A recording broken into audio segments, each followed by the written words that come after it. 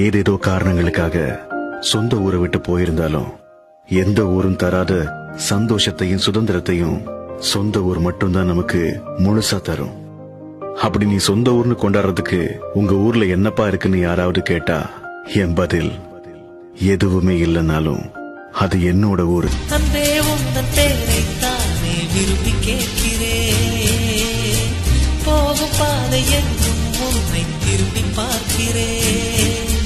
வீசும் காற்றுக்கு பூவை தெரியாதா? பேசும் கண்ணுக்கு என்னை புரியாதா?